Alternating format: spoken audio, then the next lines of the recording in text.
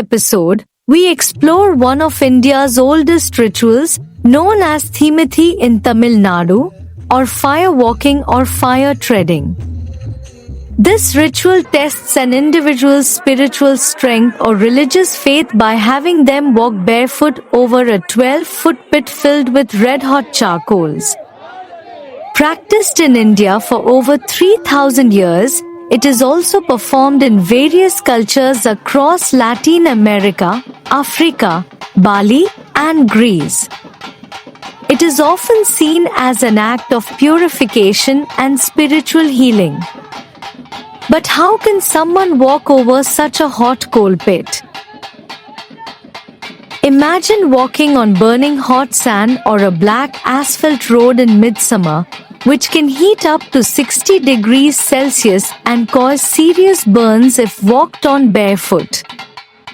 We now see a young boy, barely 11 years old, in a trance, unaware of the heat he will soon cross.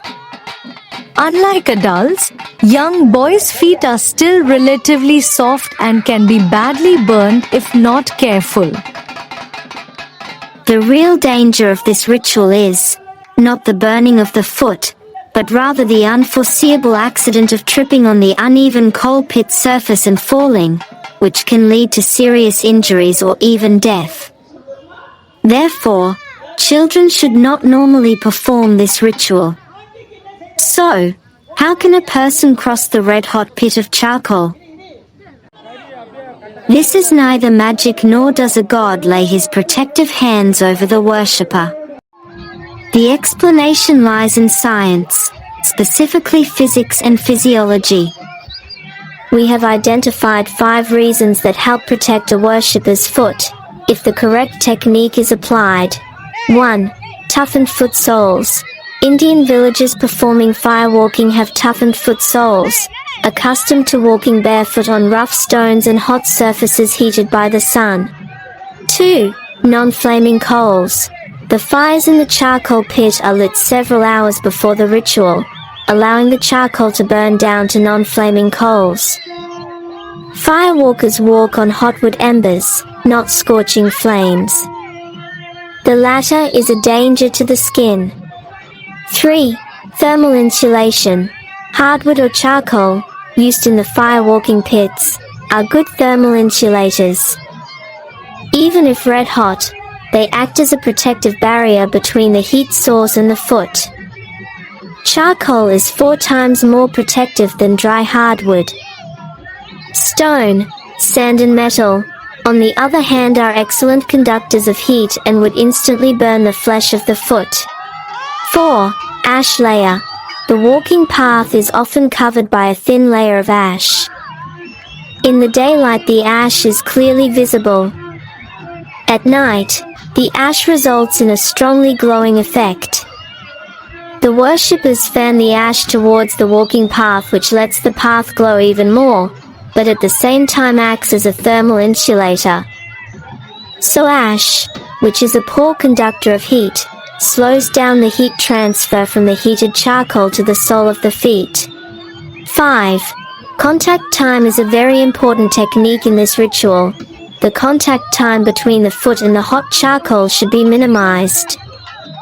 Ideally, it should take no more than 5 seconds to cross the 12-foot firewalk.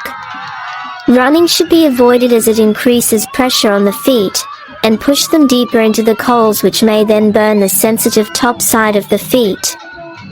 The technique that a trained firewalker must apply is to walk briskly but carefully over the pit, thereby avoiding additional risk of tripping on the uneven ground, while at the same time reducing the contact time to a minimum. The Theemithi ritual is a Hindu religious practice where devotees walk across a fire pit in exchange for a wish or blessing granted by the goddess Draupadi.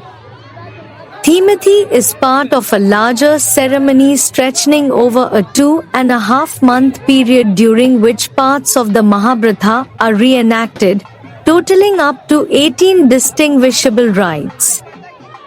The ritual originated in South India. The fire pit, measuring about 3 meters in length, is dug within the compound of the temple. The pit holds red-hot burning coals. The fire pit is lit by the chief priest with sandalwood pieces. After initial prayers, a yellow string with some turmeric and a spray of margosa or neem leaf is attached to the wrists of all those taking part in the firewalking ceremony. Once the wood sticks have burned down to charcoal and are red hot, and usually after nightfall, when it is pitch black outside, the firewalking is initiated by the chief priest. He will walk across the fire pit first. On his head, he will balance a karkam, which is a sacred and decorated pot. A chief priest is then followed by devotees who will try to walk as slowly as possible over the fire pit to show their mastery over the pain of the fire pit. In this pit, we see a lot of ash covering the coals, which probably reduces the pain substantially for those choosing to walk slowly over the pit. Once they cross the pit, a pool of cow's milk, which is considered very sacred for Hindus, awaits the devotees on the edge of the pit to cool down their feet.